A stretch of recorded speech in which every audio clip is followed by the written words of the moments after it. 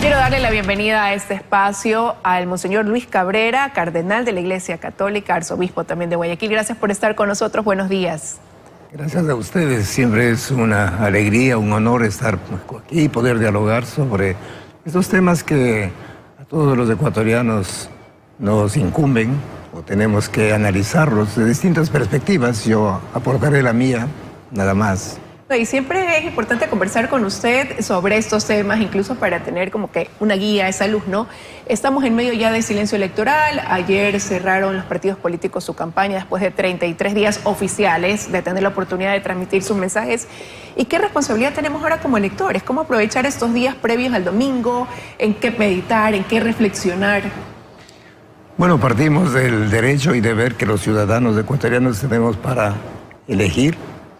Y luego también las características del voto, que decía un voto libre, un voto secreto, directo, igual. Entonces yo creo que a partir del concepto de que el voto es libre y por lo tanto consciente y responsable, eso nos lleva a estos momentos de reflexión, de discernimiento, a tratar de realmente pensar hacia dónde nos inclinamos, pero no quizás dejándonos llevar de las simpatías, antipatías, o peor todavía, del azar, como que dice suerte o muerte. Entonces yo creo que es un momento de gran responsabilidad. De hecho, esos días he estado circulando por las redes sociales una frase que me llamó la atención. Dice, cuidemos de poner bien el casillero de nuestro voto, o hagamos bien la cruz, porque luego tenemos que cargarla para decir la responsabilidad. Entonces yo creo que es un voto realmente que hay que pensarlo, sopesarlo, y pensar más allá de las elecciones de este tiempo, pensar en el futuro, hacia dónde nos encaminamos. Y es un trabajo, creo, de todos los ecuatorianos, ¿no? No solamente de los grandes entendidos, de los juristas, los politólogos, sino también de los ciudadanos como nosotros de a pie que decimos, ¿no? Creo que es importante conversar, ver y soñar, y lógicamente, y no solamente soñar, sino ser hombres y mujeres de acción.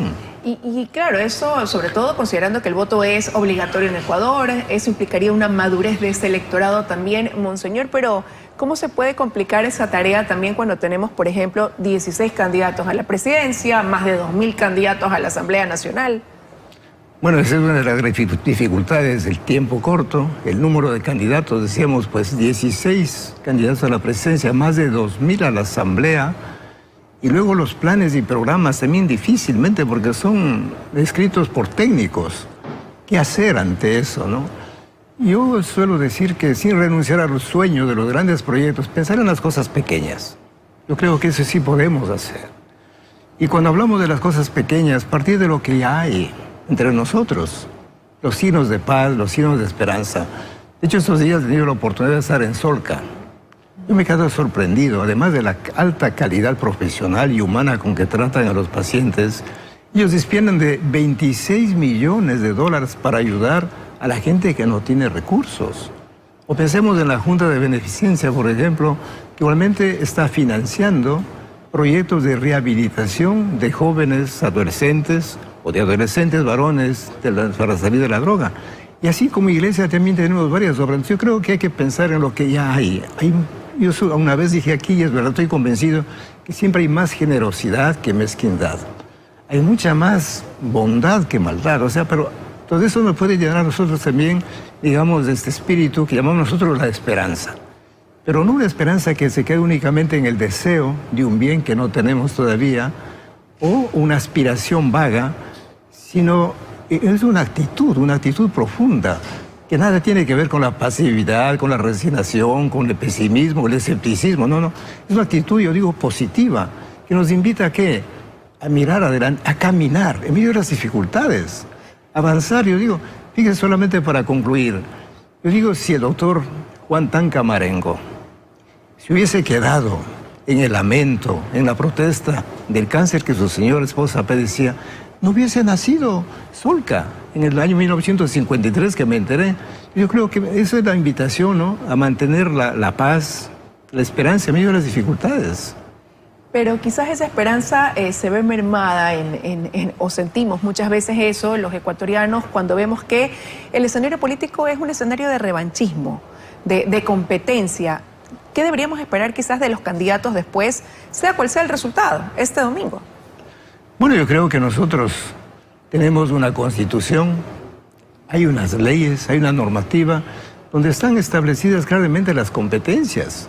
Yo creo que si los políticos, si los de la Asamblea, por ejemplo, cumplen con lo que está ahí, nosotros nos damos lecciones, está ahí el legislar, pero en función de los grandes intereses, de las grandes necesidades del pueblo y no de pequeños intereses, o la fiscalización, para ver cómo es el manejo público de los bienes, que sean con honestidad, con transparencia. Igual también la función ejecutiva, que desempeñe o que promueva, por ejemplo, lo de las políticas públicas, pero orientadas no solamente a curar, como decimos, los síntomas, sino que vaya a las causas.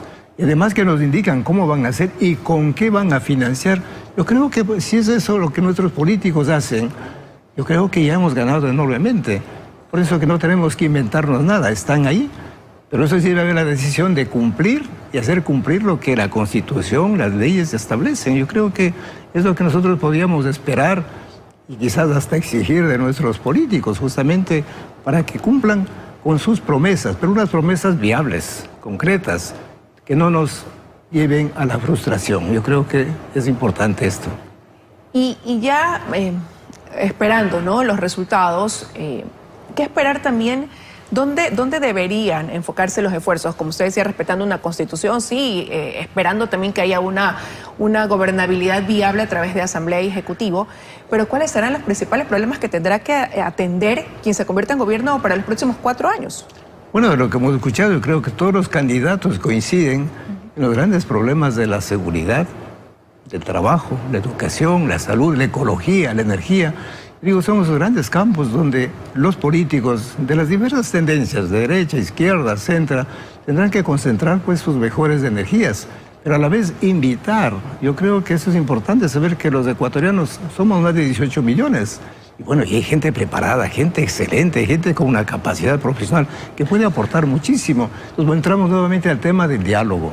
Un diálogo abierto, un diálogo sereno, que vaya, como ya dije, pues a la raíz de los problemas. Son problemas estructurales, cierto es, pero vayamos a la raíz y vayamos sobre todo a buscar los cómo, que siempre he escuchado, también me parece maravilloso, cómo van a hacer. Y insisto, el tema del financiamiento, el con qué, porque si no hay fuentes de ingreso, entonces ahí vienen los problemas. He escuchado, bueno, tantas propuestas, pero al final del día, como se dice, hay o no hay con qué hacer esas obras maravillosas o sueños, sino quedamos en el aire. Pero eso llevaría un cambio hasta de fórmula, porque normalmente en el país se va a un diálogo después de que hay un conflicto, de que el país se ha incendiado, y muchas veces es la iglesia la que ha tenido que ser mediadora para lograr conciliar, al menos que las partes se sienten y se enrumben en tratar de buscar una solución de manera conjunta. Pero siempre esto se da después de que hay alguna situación que pone al país en un ambiente crítico. ¿Cómo cambiar esa fórmula? Y más bien no esperar eso, sino unir esfuerzos. Bueno, hay esa especie de tendencia, no sé, de una certeza muy subjetiva, que a través del golpe, del insulto, de la descalificación, la violencia, de la imposición, o sea, todo ese tipo de actitudes que se han ido desarrollando. No digo que se transforme en una cultura, pero son actitudes. Entonces, ¿cómo contrarrestar esto? Lógicamente viene la otra parte. Por eso hablamos del diálogo, que es el camino más sensato, más racional. Entonces, antes de pelearnos, pues digo, pues dialoguemos, conversemos, veamos.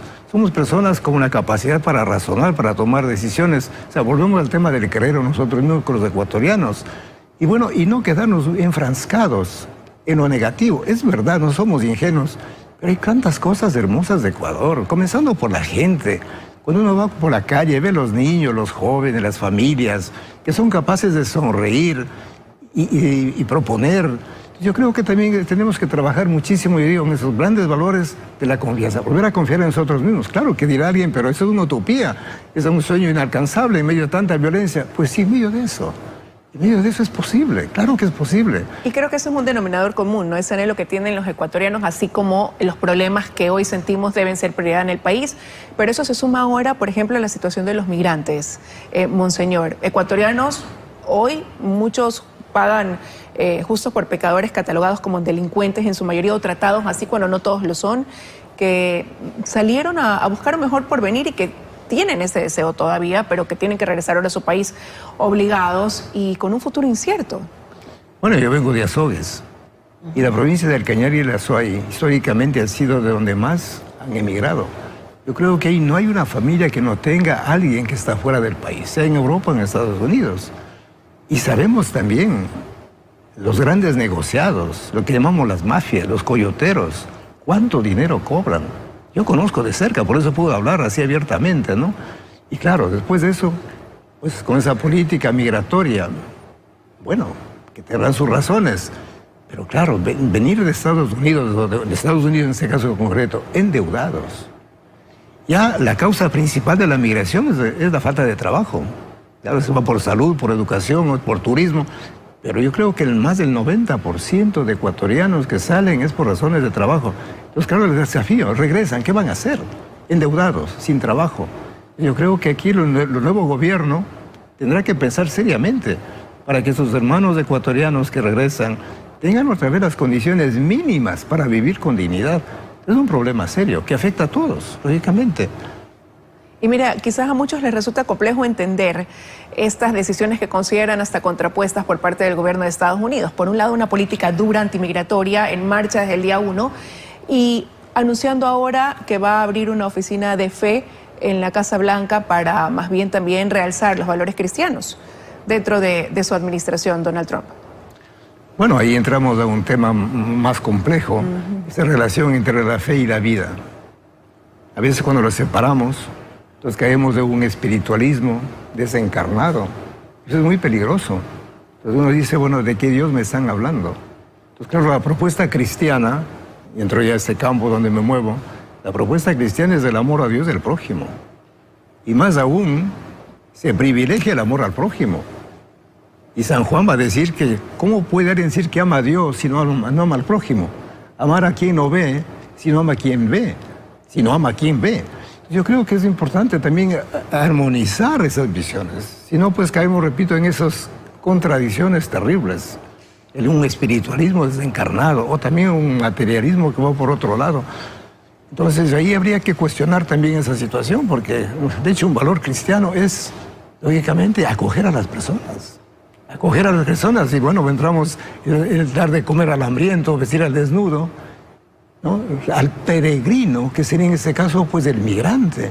Entonces no podemos sin más condenar a nadie. Claro que es verdad que entre los migrantes que van o que vienen, hay personas que han delinquido, no podemos negar, pero generalizar, decir que todos son delincuentes, eso es muy peligroso, por no decirle humillante, perdóneme, pero es que eso toca el corazón de nosotros. Y es una realidad que tendrá que asumir quien llegue a ser gobierno, como decíamos, a partir de los próximos 4 años. Monseñor, y nos quedan 30 segundos y sí quiero que le dé un mensaje a los ecuatorianos a propósito de esta fiesta democrática, esta jornada democrática del domingo. Bueno, yo creo que es una gran oportunidad que tenemos para ejercer nuestro derecho y deber de elegir de la mejor manera y sobre todo yo digo no perder esa dimensión tan grande de ser hombres y mujeres de paz y esperanza, pero que se traducen en acciones concretas. Yo aprovecho eso para invitar para el miércoles 12 de febrero a las 4 de la tarde, vamos a hacer el lanzamiento de los 10 programas sociales que tenemos en la Arquidiócesis de Guayaquil. 10 programas. O sea, para que vean que nosotros trabajamos también con acciones, no solamente con buenos deseos. Así es que no a perder la paz, a no perder la esperanza, que como ecuatorianos lo tenemos y de sobra. Vamos a estar atentos también a ese lanzamiento. Gracias, Monseñor, por habernos acompañado esta mañana aquí en 24 horas. Gracias a ustedes.